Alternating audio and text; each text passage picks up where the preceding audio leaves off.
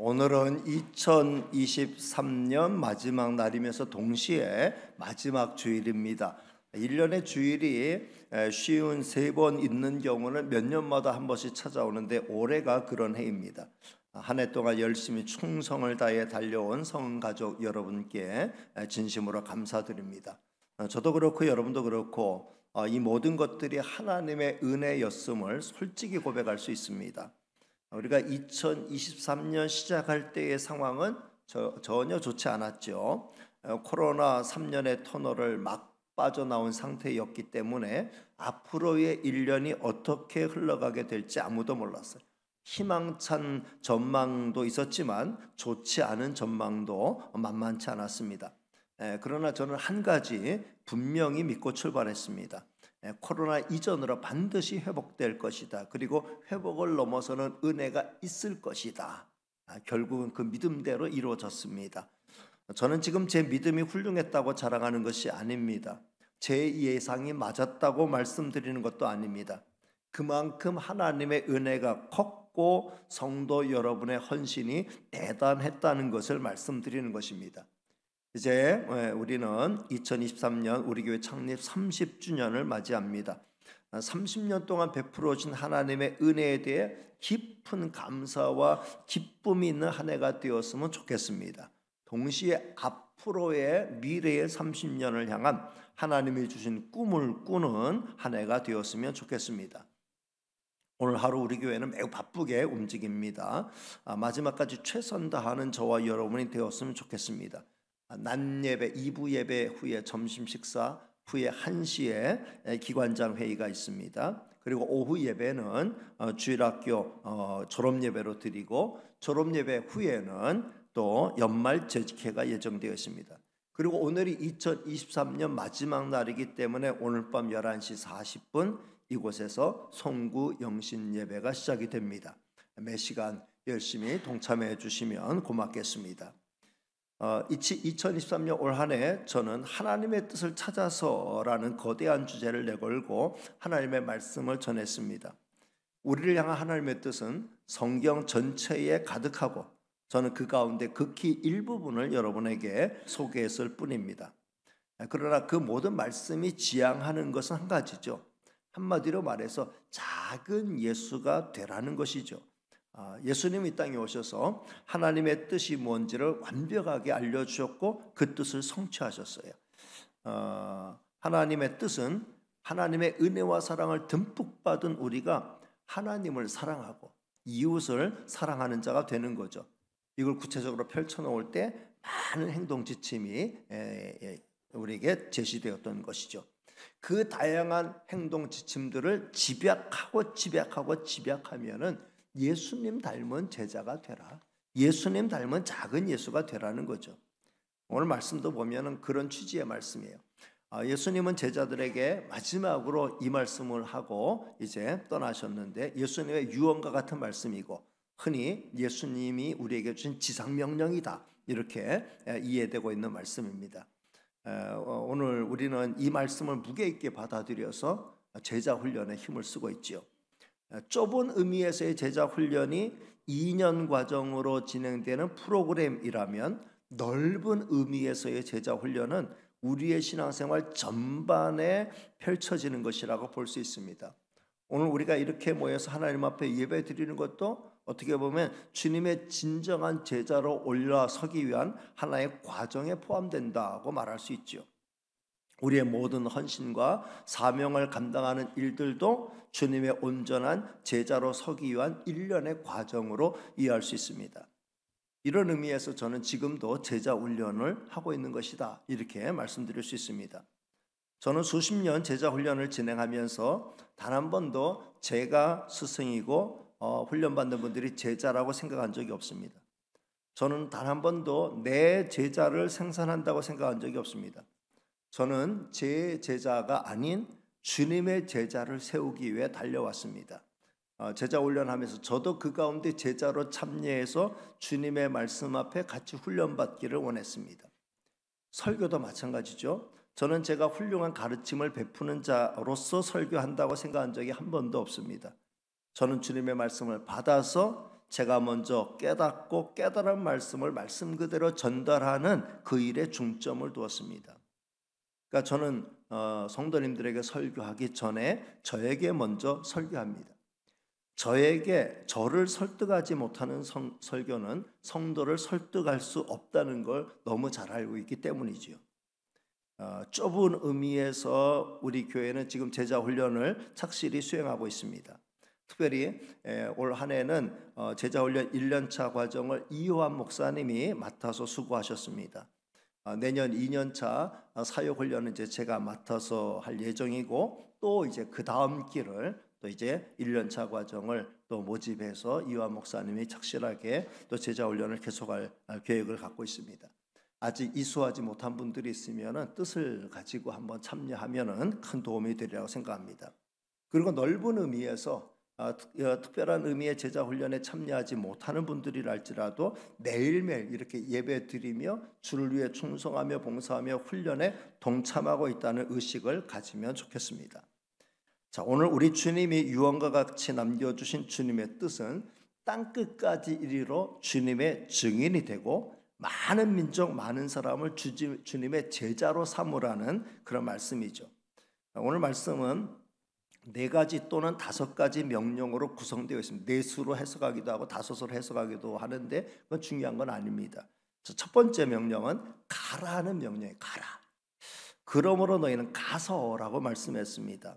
그럼 가되 어디까지 가야 하느냐?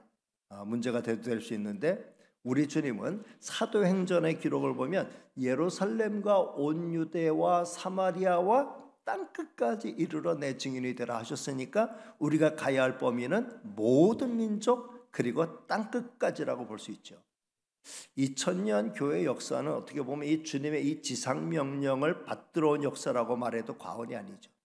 주님의 교회는 지난 2000년 동안 지구를 몇 바퀴 돌고 돌아 땅끝까지 복음을 전파해 왔습니다.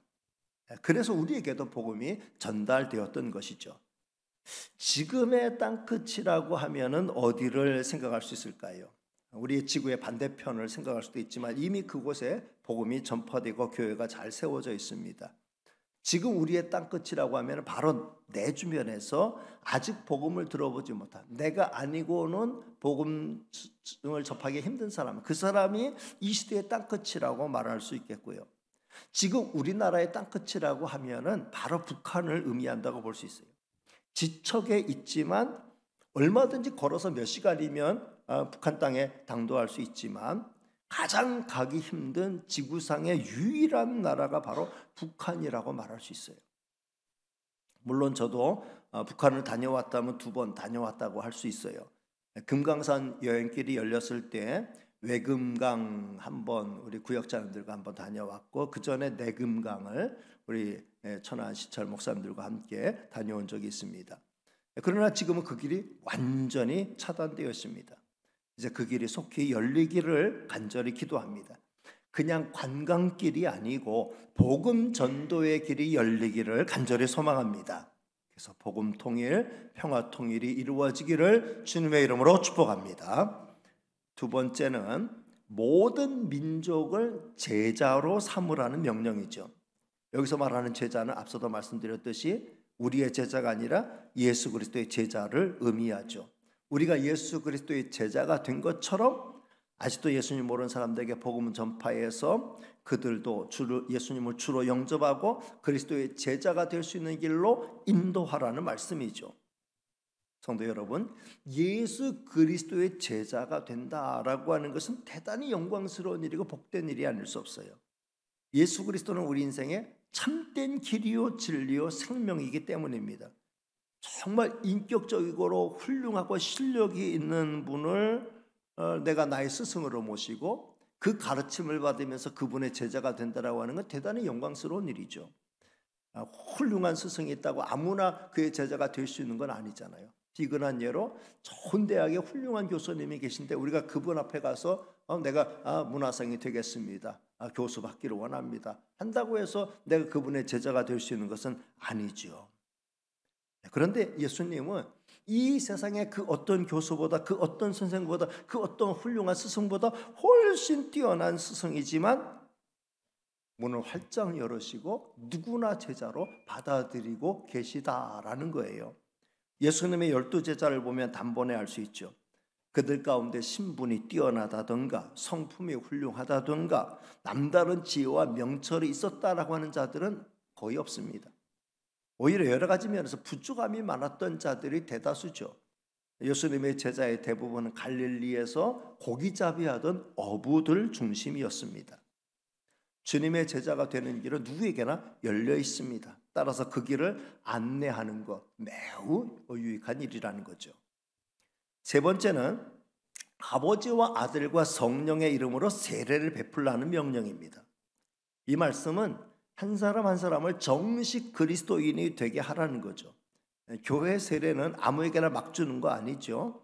예수 그리스도의 자기의 구주로 온전히 영접한 자들에게만 세례를 베풉니다. 여기까지 이르게 하는 과정이 만만치 않은 거죠.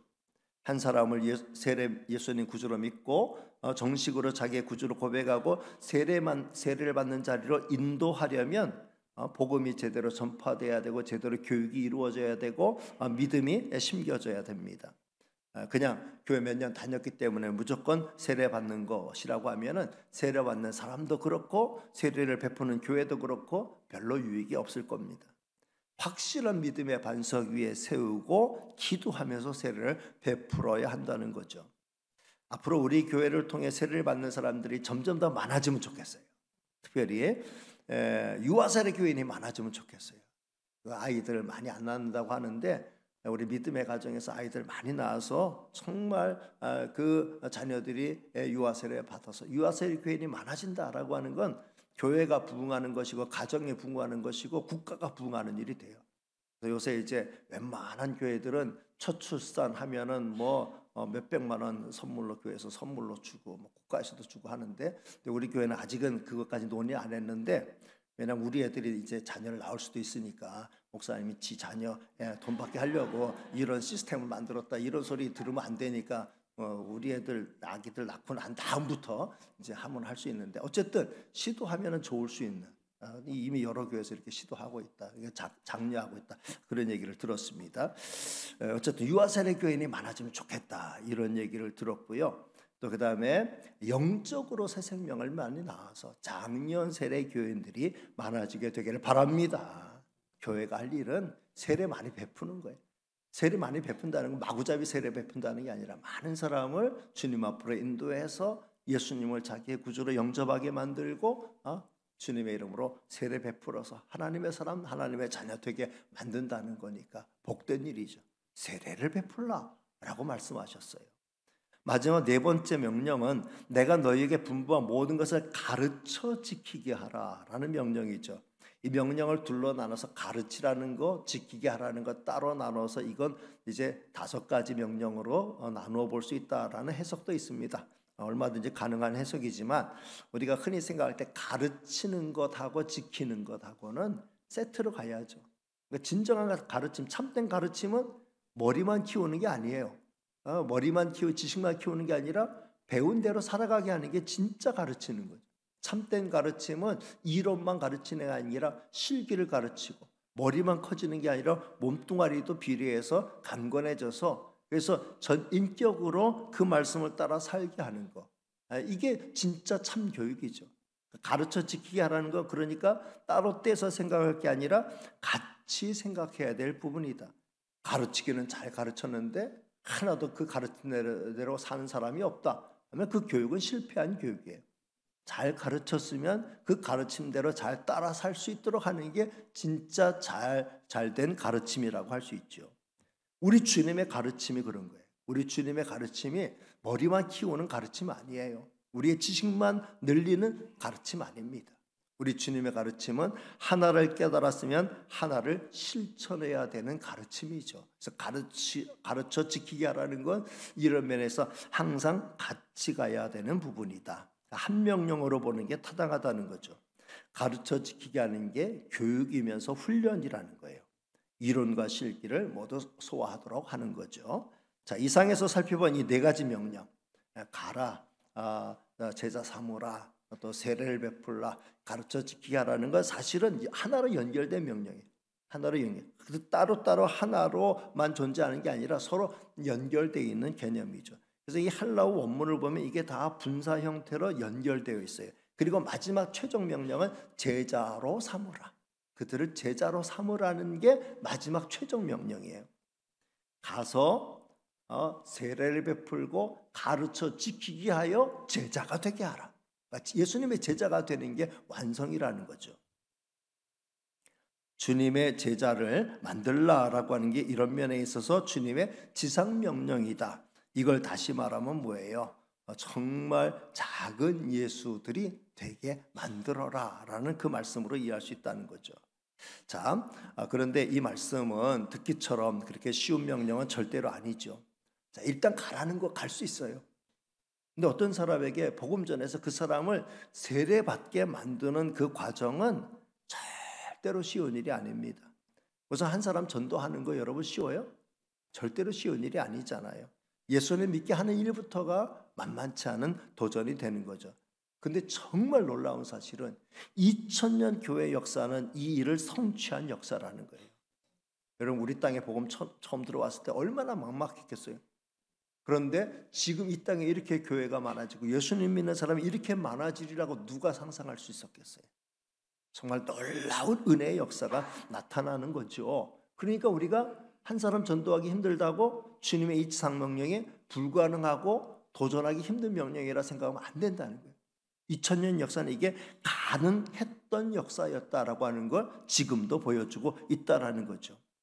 여러분 우리의 힘과 우리의 능력만 가지고는 아무것도 이룰 수 없어요. 그런데 우리 주님의 은혜와 능력, 성령의 은혜와 능력을 힘입을 때 이게 가능한 거죠. 근데 우리 주님은 그 일이 가능할 수 있도록 우리와 함께 하시고 우리를 도우시겠다고 약속해 주셨어요. 20절 하반절 말씀을 띄워드립니다. 같이 읽습니다. 시작. 볼지어다 내가 세상 끝날까지 너희와 항상 함께 있으리라 하시니라. 내가 세상 끝날까지 너희와 항상 함께 있으리라. 주님이 지금도 우리 교회와 저와 여러분과 함께 하고 계시는 줄로 믿으시길 바랍니다. 그러니까 우리가 우리 능력 가지고 우리의 무엇 가지고 이루려면 안 돼요. 가긴 가더라도 가는 것도 힘들지만 가더라도 열매 거두기가 힘들어요. 근데 주님이 함께 하시고 주님이 도우시기 때문에 이 일은 가능한 일이 되었다라는 거죠. 특별히 우리와 함께 하시는 주님이 어떤 주님이셔요? 우리와 함께 하시는 주님은 영원히 우리와 함께 하기로 약속하신 우리 주님은 보통 주님이 아니에요. 자, 18절 말씀 띄워드립니다. 시작. 예수께서 나와 말씀하여 이르시되 하늘과 땅의 모든 권세를 내게 주셨으니. 한 번 더 읽어볼까요? 시작. 예수께서 나와 말씀하여 이르시되 하늘과 땅의 모든 권세를 내게 주셨으니. 예수님은 뭐예요? 하늘과 땅의 모든 권세를 다 갖고 계신 분이에요. 이 세상에 나름대로 권세 있다고 유세를 떠는 사람들이 들어있지만 하나님 보실 때는 다 우습게 보일 뿐이에요. 왜냐하면 진정한 권세는 오직 주님께 있기 때문이죠. 이 하늘과 땅의 모든 권세를 붙들고 계신 우리 주님이 영원히 우리와 항상 함께하여 주시겠다라고 말씀했으니 우리는 끝내 이기는 싸움을 싸우는 자들인 줄로 믿습니다. 이 세상에 반드시 하나님의 나라는 성취될 겁니다. 그때까지 우리는 인내하면서 우리에게 맡겨주신 사명, 온 세상에 복음 전하여 저들을 예수님 믿게 만들고 세례 베풀고 가르쳐 지키게 하여 제자 삼는 일에 최선을 다해야 됩니다. 근데 이 대목에서 우리가 절대로 잊어서는 안 될 한 가지 숙제가 있어요. 가라는 명령 갈 수 있다 그랬죠. 그리고 세례를 주라는 명령도 얼마든지 주님이 함께 하시면 우리가 가능한 일이라고 말씀을 드렸어요. 그런데 가르쳐 지키게 하라. 가르쳐서 지키게 하라는 이 명령, 그래서 제자가 되게 하라는 이 명령은 전제가 있어요.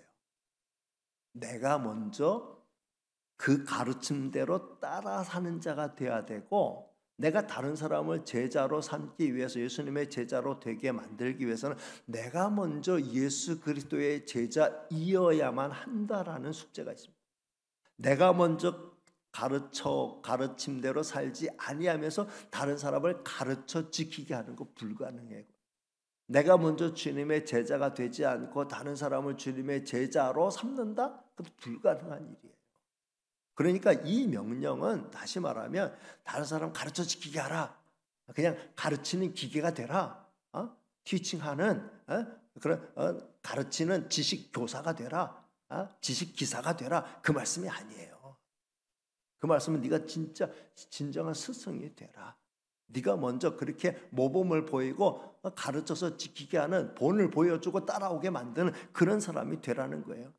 다시 말하면 네가 먼저 제자가 되고 네가 먼저 실천하는 자가 돼야 된다. 그래야 그나마 다른 사람이 제자 될 수 있는 길로 인도할 수 있고 그들이 가르쳐 지킴을 받는 그 길로 인도함을 받을 수 있게 된다라는 거죠. 그러니까 모든 민족에 가서 세례 베풀고 그들로 가르쳐 지키게 하여 제자 삼으라는 것은 다시 말하면 네가 먼저 그런 사람 되고 그 다음에 가서 그 일을 실천하라, 이런 말이 되는 거예요. 따라서 저는 이 말씀을 따라하기를 원합니다. 내가 먼저 지키는 자가 되자. 다시 합니다. 내가 먼저 지키는 자가 되자.